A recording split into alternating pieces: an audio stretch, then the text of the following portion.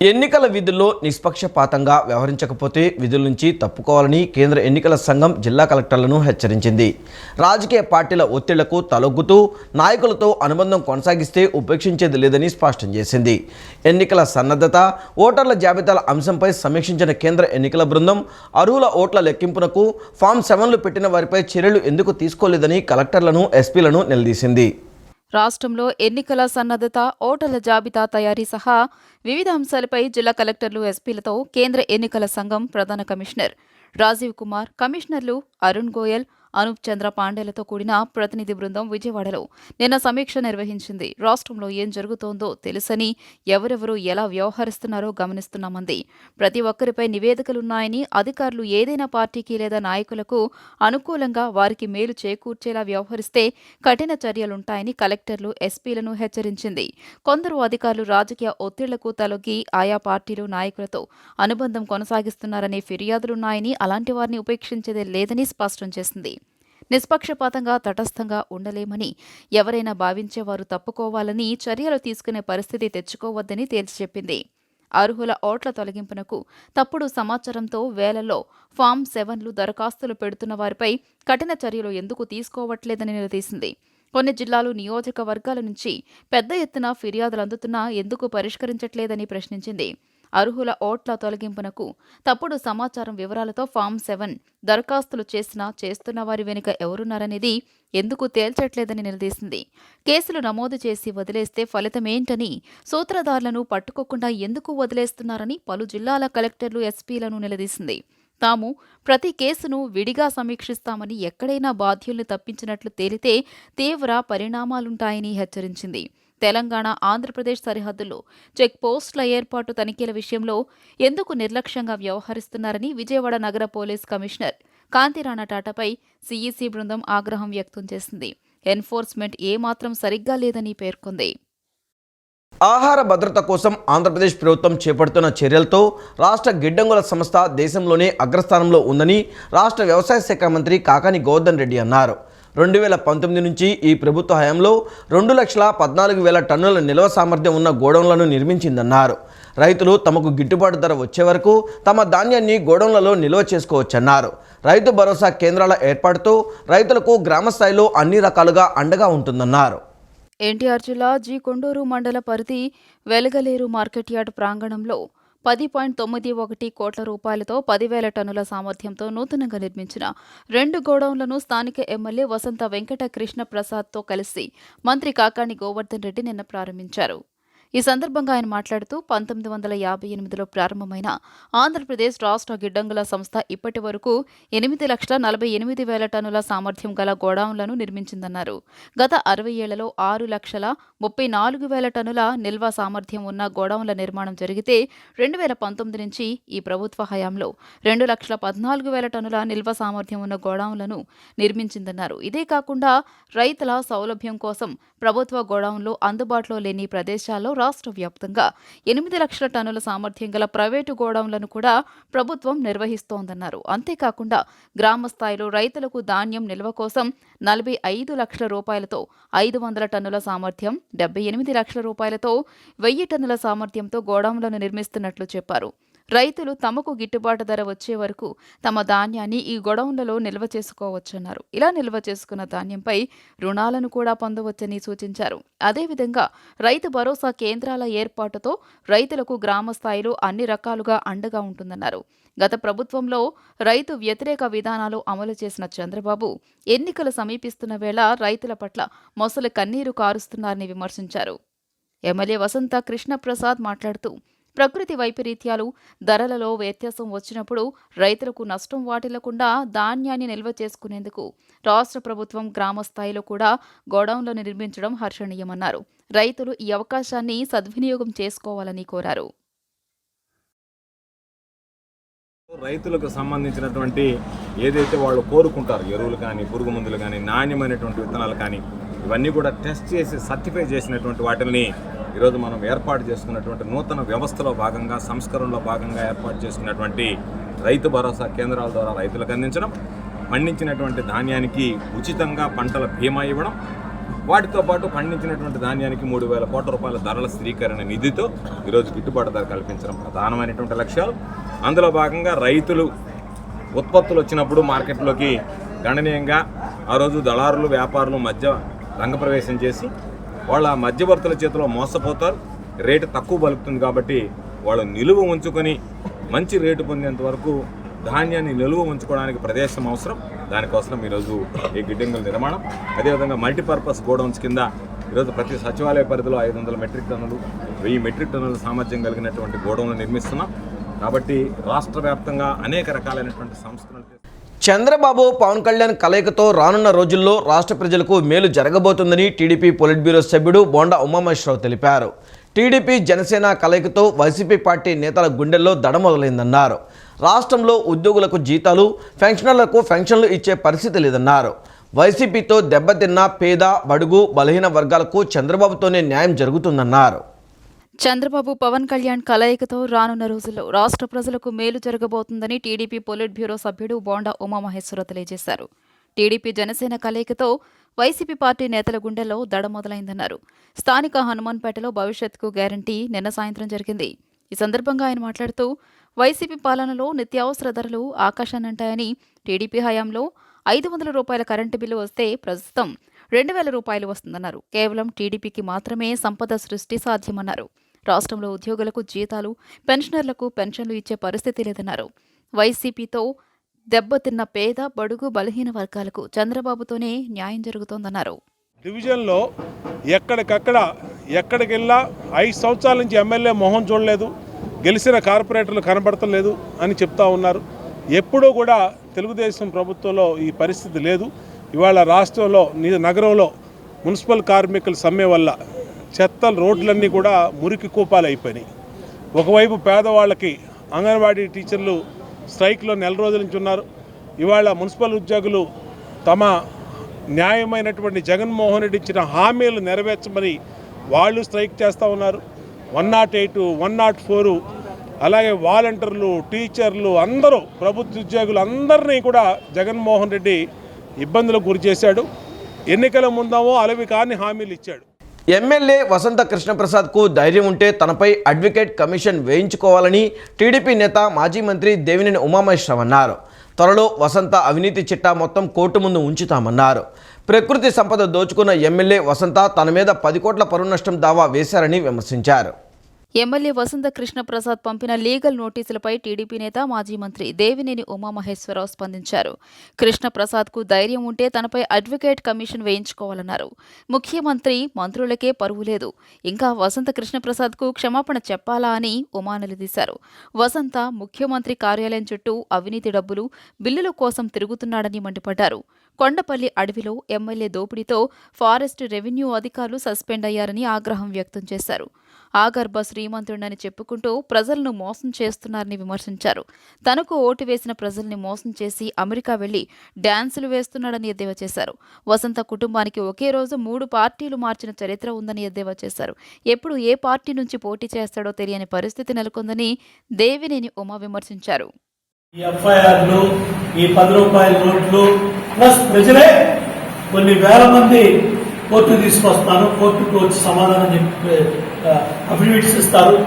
ఏదైతే 10 రూపాయల నోట్లు, 20 రూపాయల నోట్లు చించి నువ్వు ఈ పాపాలు చేసావో అవన్నీ కూడా కోర్టులో అఫిడవిట్ వేయించి ప్రజలతోనే అఫిడవిట్లని కోర్టులో వేపిస్తాను. తొందరగా కోర్టు ద్వారా వస్తే నీ పాపాలన్నీ కూడా పండుతాయి.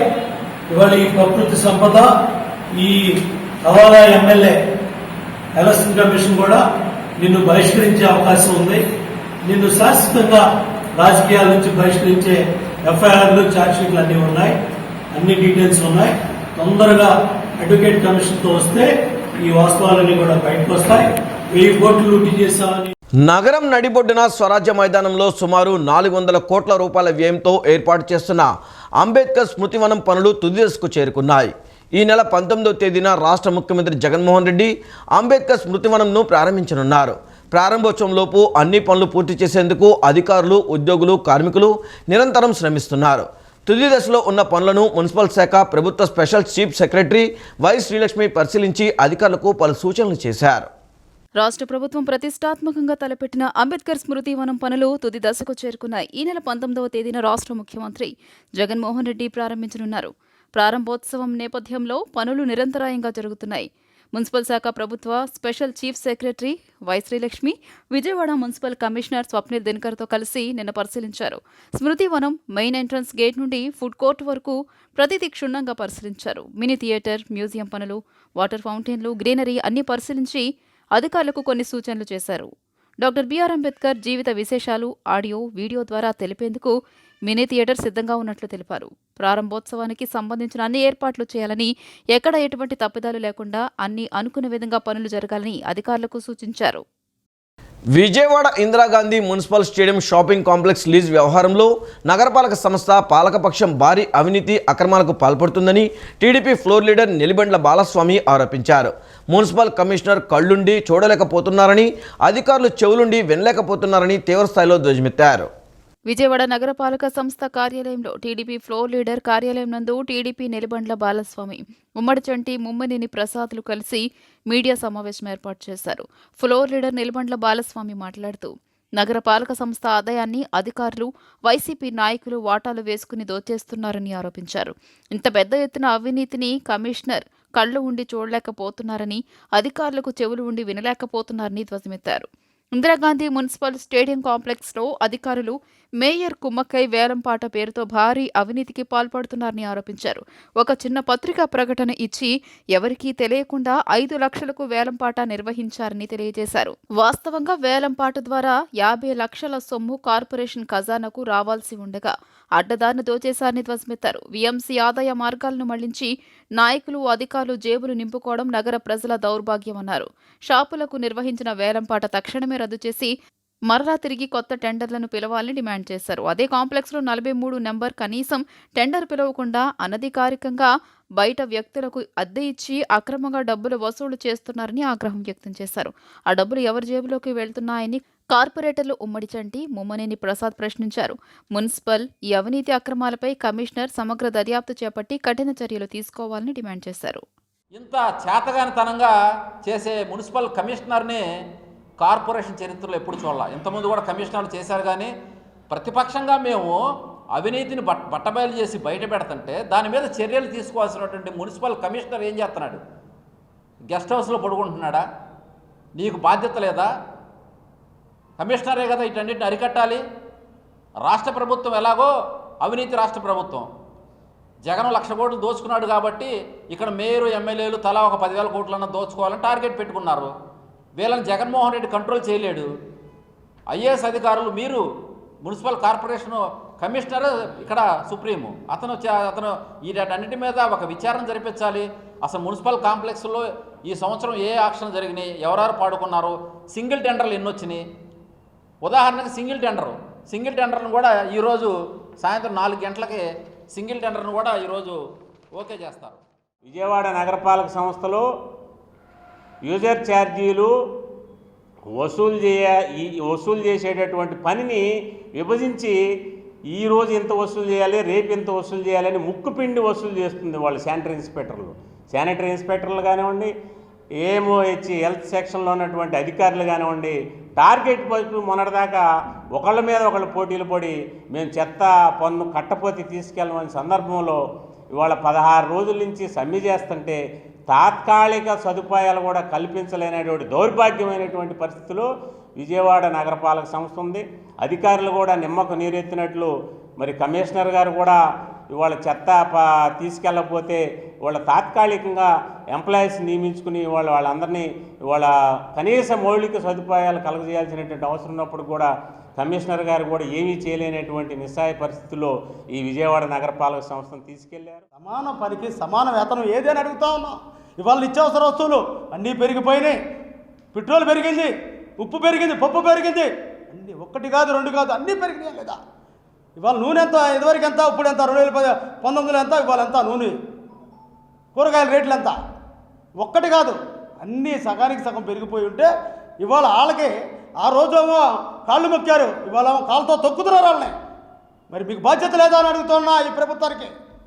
ఇప్పటికైనా స్పందించండి. ఇవాళ ప్రజల ఆరోగ్యాలు పోతున్నాయి, వీళ్ళ మీద ప్రాబ్లం అవ్వచ్చు. లేకపోవచ్చు మీ మీద, వీళ్ళ మీద, వర్కర్స్ మీద, అంగన్వాడీల మీద, కానీ ప్రజల మీద ఉందన్నారుగా, సంక్షేమం ఎరగదీసేస్తానన్నారుగా. మరి ఒక 6,000 7,000 ఇలా పెంచితే వచ్చే నష్టం ఉందా? అడిగిన వాళ్ళకి మేము ఇచ్చేస్తున్నాం, ఇలా దాని ధర్మాలు చేసేస్తున్నాం. సమాన పనికి సమాన వేతనం అమలు చేయాలంటూ విజయవాడ నగరపాలక సంస్థ కార్యాలయం వద్ద మున్సిపల్ కార్మికులు ఆందోళన చేపట్టారు. ఎన్నికల ముందు సీఎం జగన్మోహన్ రెడ్డి ఇచ్చిన హామీలను అమలు చేయాలని కార్మికులు డిమాండ్ చేశారు. నగరంలోని విజయవాడ నగరపాలక సంస్థ కార్యాలయం వద్ద ఏఐటీయూసీ ఆధ్వర్యంలో మున్సిపల్ కార్మికులను సమాన పనికి సమాన వేతనం అమలు చేయాలంటూ నిరసన చేపట్టారు. ఈ కార్యక్రమానికి సిపిఐ నగర కార్యదర్శి కోటేశ్వరరావు, పలువురు సిపిఐ నాయకులు, అనుబంధ కార్మిక సంఘాలు నేతలు పాల్గొన్నారు. 16 రోజులుగా సమ్మె చేస్తున్న రాష్ట్ర ప్రభుత్వం పట్టించుకోవడం లేదని కోటేశ్వరరావు ఆగ్రహం వ్యక్తం చేశారు. లేకుంటే సమ్మెను ఉధృతం చేస్తామని హెచ్చరించారు. కార్మికులు గొంతెమ్మ కోరికలు కోరడం లేదని, ఎన్నికల ముందు సీఎం జగన్మోహన్ రెడ్డి ఇచ్చిన హామీలను అమలు చేయాలని డిమాండ్ చేస్తున్నట్లు తెలిపారు. ఈరోజు మున్సిపల్ శాఖ మంత్రితో కార్మికులు జరిపే చర్చల్లో కార్మికులను అనుకూలంగా నిర్ణయం తీసుకోవాలన్నారు. రెక్కాడితే గాని డొక్కాడిని బతుకులు మున్సిపల్ కార్మికులు అని, పెరిగిన నిత్యావసర వస్తువుల ధరలు ఇప్పుడు ఇచ్చే వేతనాలు సరిపోవని పేర్కొన్నారు. కావున కనీస వేతనం 26,000 రూపాయలు అమలు చేయాలని డిమాండ్ చేశారు. సమ్మె చేస్తున్నటువంటి కార్మికుల పైన పిచ్చుక మీద బ్రహ్మాస్త్రం మాదిరిగా పోలీసులతోటి, అరెస్టులతోటి ఉద్యమాన్ని ఆపేటటువంటి పరిస్థితి పూనుకుంటా ఉన్నాడు. ఒక పక్కన అంగన్వాడీల పైన ఎస్మా చట్టం ప్రయోగించేటటువంటి దానికి పూనుకున్నటువంటి వైఖరి సరైనటువంటిది కాదని చెప్పి ఈ రాష్ట్రంలో అన్ని కార్మిక సంఘాలు ఆందోళన చేస్తూ ఉన్నాయి. ముఖ్యంగా పారిశుద్ధ్య కార్మికులు పనిచేస్తూ ఉంటే వారికి ప్రత్యామ్నాయంగా ప్రైవేటు వ్యక్తులను తీసుకొచ్చి వారితోటి పనిచేస్తున్నటువంటి విధానం ఏదైతుందో అది సరైనది కాదు. ఈ సందర్భంగా సిపిఐగా ముఖ్యమంత్రి గారికి చెప్తా ఉన్నాం, పారిశుద్ధ్య కార్మికులు సమ్మె చేస్తుంటే నువ్వు ప్రత్యామ్నాయ కార్మికులనే రకంగా తీసుకొచ్చి పని చేపిస్తూ ఉన్నావో అదే పద్ధతిలో రాబోయేటటువంటి కాలంలో ఈ ముఖ్యమంత్రి జగన్మోహన్ రెడ్డి గారికి ప్రత్యామ్నాయ ప్రభుత్వాన్ని ఏర్పాటు చేసేటటువంటి దశగా కార్మికులందరూ కూడా కళ్ళు తెరుస్తారు. కృష్ణా జిల్లా గన్నవరం తెలుగుదేశం పార్టీ ఇన్ఛార్జ్ యార్లగడ్డ వెంకట్రావు దంపతుల ఆధ్వర్యంలో శతచండీ యాగం నిర్విరామంగా కొనసాగుతుంది. ముఖ్యమంత్రిగా తెలుగుదేశం పార్టీ జాతీయ అధ్యక్షుడు నారా చంద్రబాబు నాయుడు, గన్నవరం ఎమ్మెల్యేగా యార్లగడ్డ వెంకట్రావు గెలుపొందాలని శతచండీ యాగం నిర్వహిస్తున్నారు. 30 మంది వేద పండితులతో 3 రోజుల పాటు యాగాన్ని శాస్త్రోక్తంగా నిర్వహిస్తున్నారు. దేవుడి ఆశీస్సులతో రాబోయే రోజుల్లో చంద్రబాబు ముఖ్యమంత్రి అవడం ఖాయమని స్పష్టం చేశారు. భక్తజన సంరక్షణీకృత నిమిత్తీకృతమై స్వాతంత్రం వచ్చి 70 సంవత్సరాలు అయినప్పటికీ మాదిగ సామాజిక వర్గం అన్ని రంగాలలోనూ వెనకబడి ఉందని మాదిగ అభివృద్ధి సంఘం వ్యవస్థాపక అధ్యక్షులు బొడ్డు కిషోర్ ఆవేదన వ్యక్తం చేశారు. పదవుల్లో మాదిగలకు అన్యాయం చేస్తున్నారని అన్నారు. డిప్యూటీ మేయర్లు, వివిధ కార్పొరేషన్ చైర్మన్ పదవుల్లోనూ మాదిగలకు అన్యాయం జరిగిందన్నారు. గాంధీనగర్ ప్రెస్ క్లబ్లో జరిగిన మాదిగ అభివృద్ధి సంఘం ప్రారంభోత్సవ సభలో ఆయన మాట్లాడుతూ మాదిగ సామాజిక వర్గాన్ని చైతన్యం చేసేందుకు, ఆత్మగౌరవం నింపేందుకు సంఘాన్ని ఏర్పాటు చేశామని పేర్కొన్నారు. మాదిగ సామాజిక వర్గాన్ని ప్రజలకు, ప్రభుత్వానికి మధ్య వారధులుగా చేస్తామని అన్నారు. అనేక రకాల ఏదైనా సాఫ్ట్వేర్ ఎంప్లాయీగా ఉన్నారా అంటే లేదు అని, అంటే ప్రతి రంగంలో కూడా ఈ 70 సంవత్సరాలు స్వతంత్రం వచ్చినప్పటికి కూడా వెనకబడే ఉన్న ప్రాంతాలు మనం చూస్తూనే ఉన్నాం. దీని అంతటి కూడా కారణం చైతన్యం లేకపోవటం ఒకటి, మరొకటి ఏ రాజకీయ పార్టీ అయితే అభివృద్ధి అని చెబుతుందో ఆ అభివృద్ధికి వీళ్ళని దగ్గర చేయకపోవటమే కారణం అని చెప్పి నేను ఈ విధంగా తెలియజేస్తూ ఉన్నాను. ఈ యొక్క సంఘం ఏర్పడటానికి కారణం ఏంటంటే వీళ్ళు ఏదో ఒక రకంగా ఇప్పటి వరకు కూడా నష్టపోయిన విధానాన్ని పక్కన పెట్టి ఇక రాబోయే రోజుల్లో వచ్చే గవర్నమెంట్ కానీ ఉన్న గవర్నమెంట్ కానీ మా మాదిగలకి మీరు ఏం చేశారు, మా మాదిగలకి ఇది కావాలి, మా మాదిగలకి పదవులు కావాలి, మా మాదిగలకు లోన్లు కావాలి, మా మాదిగ సంక్షేమ పథకాలు కావాలి. కృష్ణా జిల్లా హనుమాన్ జంక్షన్లో మానవతా స్వచ్ఛంద సంస్థ ఆధ్వర్యంలో సంక్రాంతి సంబరాలు ఆద్యంతం ఆకట్టుకున్నాయి. మహిళలు పెద్ద సంఖ్యలో తరలివచ్చి వేసిన రంగవల్లులు, చోపర్లను అమితంగా ఆకట్టుకున్నాయి. కృష్ణా జిల్లా హనుమాన్ జంక్షన్ కాకాని కళ్యాణ మండపంలో సంక్రాంతి పండుగ సందర్భంగా మానవతా స్వచ్ఛంద సంస్థ ఆధ్వర్యంలో మహిళలు రంగవల్లు పోటీలు నిర్వహించారు. హనుమాన్ జంక్షన్తో చుట్టుపక్కల గ్రామాల నుంచి పెద్ద సంఖ్యలో తరలివచ్చి 3 రోజుల సంక్రాంతి పండుగ విశిష్టతను తమ రంగువల్లుల ద్వారా తెలియజేశారు. ఈ ముగ్గుల పోటీలో విజేతల మొదటి బహుమతి 3,000, రెండో బహుమతి 2,000, మూడవ బహుమతి 1,000 రూపాయలను మానవత రాష్ట్ర కన్వీనర్ మారుబోయిన కోటేశ్వరరావు అందజేశారు. బాణాలు నరసింహారావు దంపతులు కన్సలేషన్స్ బహుమతులు అందజేశారు. మన సంస్కృతి సాంప్రదాయాలు, సంక్రాంతి పండుగ విశేషాలను తెలియజేయాలనే ఉద్దేశంతో మహిళలు రంగవల్లుల పోటీలు నిర్వహించినట్లు మారుబోయిన కోటేశ్వరరావు తెలిపారు. ఈ కార్యక్రమంలో మానవతా అధ్యక్షులు కూరెళ్ల సుభాచారి, కార్యదర్శి కల్లేపల్లి నారాయణరావు, జిల్లా ఖజానా అధికారి వడ్డీ రాజేశ్వరరావు, డైరెక్టర్ చక్కా సుబ్బారావు, బి శ్రీరామ్మూర్తి, నారగాని కొండలరావు, దయాల ప్రభాకర్ రావు తదితరులు పాల్గొన్నారు. ఈ వార్తలు ఇంతటితో సమాప్తం. నమస్కారం.